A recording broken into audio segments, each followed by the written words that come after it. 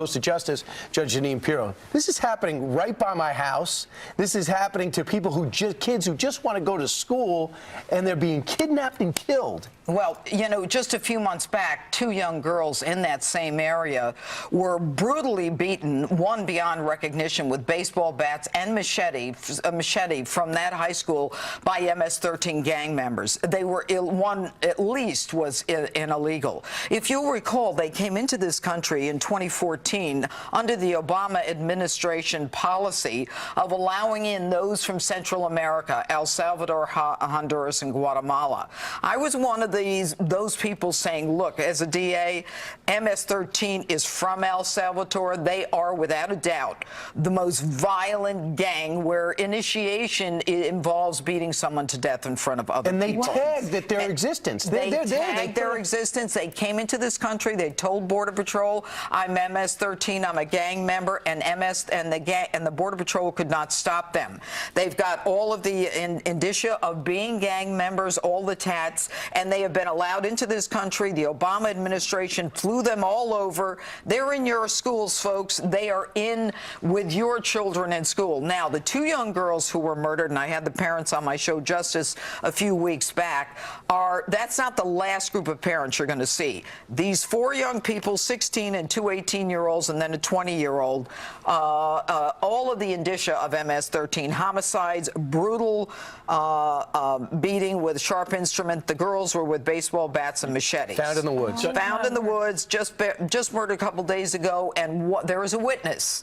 There is a witness, and that witness knows that one of the killers, apparently MS-13, one of the kids in high school said on his posting, I don't want to do this anymore, I want out. And of course, you cannot get out, so it makes sense that he would be murdered. Judge, this is like the ISIS of gangs. What is President Trump or local authorities, what can they do to stop Well, this? you know what? General Sessions was at the border this week in Nogales, and amazingly, he was talking about the fact that not only are we going to make sure that we prioritize these cases, but if you're a gang member, we're going to move these cases right through the system faster than the other cases. And in fact, I'm interviewing General Sessions this afternoon in D.C. I'm going to talk about this issue. Look, General Sessions is a prosecutor. He gets it. Eric Holder, Loretta Lynch, I don't know what these people were thinking, but they have brought in these people are almost Guess who they're taking advantage of? Lower and middle class people who are already in economically stressed areas and can't defend themselves against these gangs and don't get the support they need. Meanwhile, you have something really exciting going on. Week 2 of your syndicated show. Yeah, my broadcast network show. And this week, You, the Jury, is engaging in the American public. They get to vote. This week, online racism. A guy posts a 3-year-old son of a coworker, African-American. His friends then post racist comments. The mother is devastated. And so this case tests the limits of free speech. Should you be responsible for something that your friends post on your Facebook?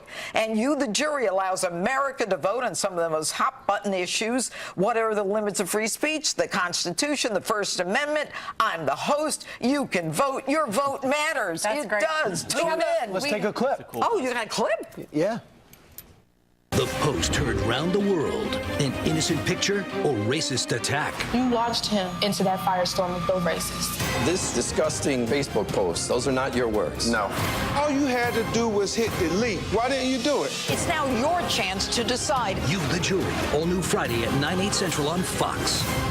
How exciting. It is. It is. Good. And I'm thrilled. Tonight. It's on Fox, too. And I love that we know all the lawyers, sadly, because of their controversial These cases. are the best lawyers in America. I was fascinated with them. I mean, they're in this courtroom that is like a gladiator set, and they're the best of the best. So you're the host. I'm the hostess of the show, and then you have these attorneys that are on there as well. Are they the same attorneys? No, different attorneys each time. And then at the end, the litigants face off in the summation. You don't have the lawyers arguing closing arguments. You have the litigants. You see the pain, the passion, the anger, the human drama, the emotion, and then America decides. Wow.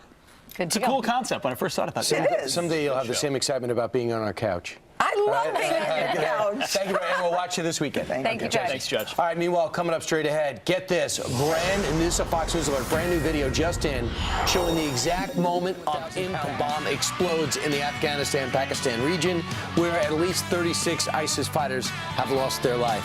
That's right. Welcome to the final hour of the week on Fox and Friends. And guess who's here? Do you recognize him? Geraldo Rivera. Barely, Hey, barely. Geraldo. Geraldo, that video is black and white. Good morning. That is what freedom looks like. That's the red, white, and blue. Well, one of my favorite things in the 16 years I've been here at Fox News is watching bombs drop on bad guys. And you know, I have some experience in that exact part of Afghanistan, going back to December 2001, the first of my 11 assignments in that country, where we dropped what was the forerunner, maybe you call it the father of the mother of all bombs, the Daisy Cutter. Daisy Cutter, 15,000 pounds of explosive. This is 22,000 pounds of explosive. Like then, now we had a successful hit. You know, almost 24 or more, actually 36 bad guys killed.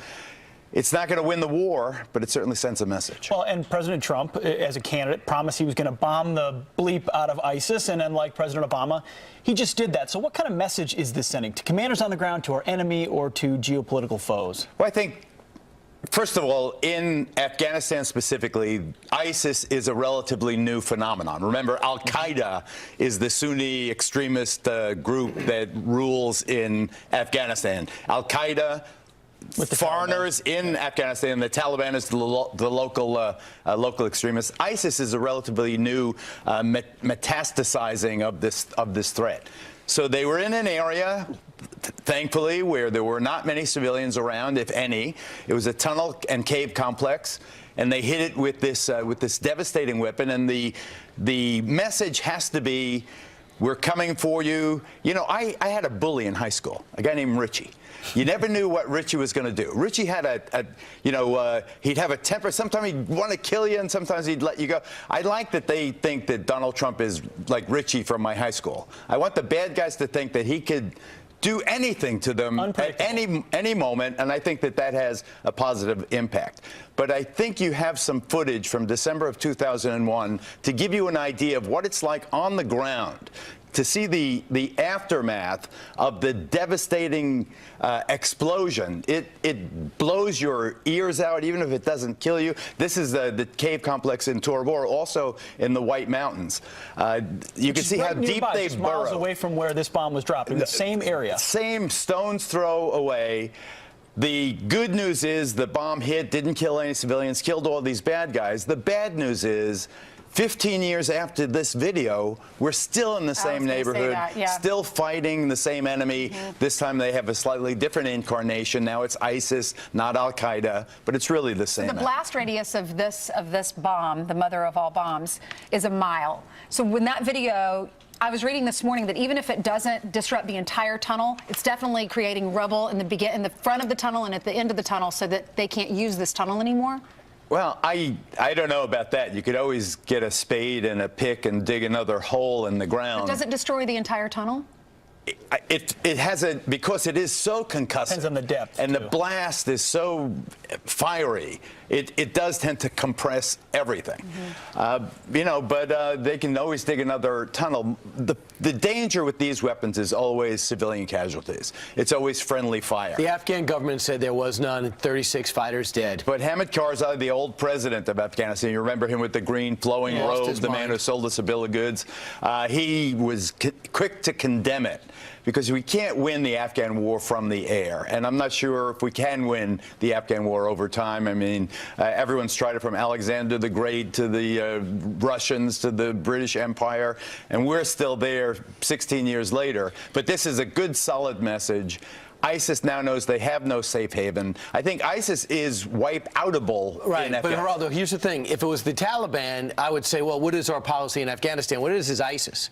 So, you know, if ISIS was in Cuba, we're going to Cuba. You know, if ISIS is in Syria, we're going to bomb them there. And they show up there and they start to grow, and they start to fight our guys, killed one of our guys last week, and then they're fighting the Taliban. We have a two-front war with 8,400 troops. So Senator Warren, who I always go to for military advice personally, wanted to weigh in. As is the case with every part of Trump's foreign policy, we're all trying to understand, what is the strategy? Do you think this was more of a message to North Korea? You know, if we can't figure figure out what it means. It's sort of hard to make that a message. One of the things we want to know is what was the impact on civilians. I think it's powerfully important. You know, you go back to General McChrystal talking about the importance of knowing who gets killed in these attacks, because that's the real question about our future safety. Who's going to be out there fighting us in the future? Can I answer the questions for us before? Doesn't Donald Trump just want to kill the people who want to kill us? President Trump is doing something that every American should support. These are the worst of the worst, Your Honor, 36 bad guys, and we have naysayers. How can even the Democrats be naysayers right now? Well, in fairness to Senator Warren, and I appreciate the tone and the direction of what you just said. I think that it's very, very important that we kill bad guys. But there is no denying that the issue of friendly fire is a really egregious issue in Afghanistan. Why go there first, Geraldo? Well, I think that's We're going against an enemy that cuts off our heads. That's fair. But I know that in Kunduz, for instance, I was there when we liberated the northern city of Kunduz from the bad guys. Taliban came back and they took it back twice, and in one of the last recaptures of the city of Kunduz, we bombed Doctors Without Borders, a clinic, by mistake, and killed a whole bunch of doctors and patients. It's by mistake, but there is no doubt that to the Afghan people, the issue, and I hate to be a bummer here, but the issue of friendly fire, civilian casualties, is a very, very important issue. That's why the headline of this attack yesterday has to be no civilian casualties. It was all vetted. We knew that the bad guys were there and the bad guys alone. Right. It was an isolated area, and look what we did. And we're going to come after you and do this time and time again, wherever you go. The good news is ISIS is very concerned about killing innocent people. But how do you feel about operational decision-making going to the Pentagon? Are you for that, putting the keys to our military in the hands of the military experts? Look what happened in Syria. Yes, I am. Generally speaking, yes, I am. But it has to be with the caveat that you've got to vet these areas. In Syria, look what happened just 3 days ago. 16, 18 of our allies. I mean, you reported it, Brian. I heard you this morning. But there you go again. That's the 1% of strikes. 99.9% of strikes our military commit don't happen that way. Yet we jump to those as if we're as bad as ISIS, which is chopping off heads and happily killing civilians. If the people, let's just take it. We got Afghanistan, you got Iraq, you got Syria, you got North Korea, you got a lot of trouble spots out there. Somalia, not to mention Somalia and Yemen. Sure. The military has its hands full. The military is very good. You know, Senator Warren cited General McChrystal. These are excellent commanders with deep experience. And McChrystal now, of course, retired for other reasons. But I think the point has to be, what's that? Do we have an exit strategy in Afghanistan, or is it just, will we be now engaged in forever war against Sunni Muslim extremism? I think the answer is yes. I also want to say about Afghanistan particularly, the really gloomy aspect of Afghanistan is that it is the largest supplier of opium. And we have all these opiate epidemics in the world. It is a failed narco state, Afghanistan. You have U.S. military bases set in fields of opium poppy, just because they're everywhere. Everybody's a drug dealer now. Tens of tons, hundreds of tons. I think that you're going to be hearing, unfortunately, our children's children will still be talking about it. There's no doubt strategic drift in Afghanistan, and that's a very fair point. But to Brian's point, killing ISIS remains a strategic imperative for us. And so there or elsewhere, hunting them down. What he's done is given commanders the latitude to do that, as opposed to 30-year-old political appointees in the Obama White House picking and choosing targets based on their own prerogative. This one went well. Syria 3 days ago did not go well. We are going to have ups and downs. America has to get used to the fact that we're having ups and downs.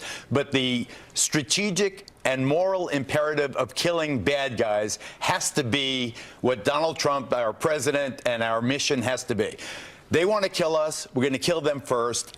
As long as they know that, and we're going to use whatever we have in our arsenal to do that, I think that we can put them back on their heels. We can take the fight to them. Let's take back Iraq. Let's finish with Mosul as soon as we can. Let's get Raqqa. Let's finish with Syria. And we'll look for them wherever they are. Let them know that we've got like Richie's in the White House, and we're going to come and whack Geraldo's you. nemesis. That I can sign up for. That's the What Geraldo happened to doctrine. Richie? Richie, if That's you're the watching, Geraldo doctrine. Richie, I wonder what happened just to heard Richie. it. He's I in don't know. jail. Let's be Probably honest. is. Probably is. how do you like me now? All right, Geraldo, thanks so much. You know Jackie's here doing the news, right? Great. Hi, Hey, good morning, Jackie, how are Geraldo. you? Nice to see you. Nice to have you here. Yeah, that was your toss, Jackie. Thank you. No, I caught on to that. Thank you, Brian.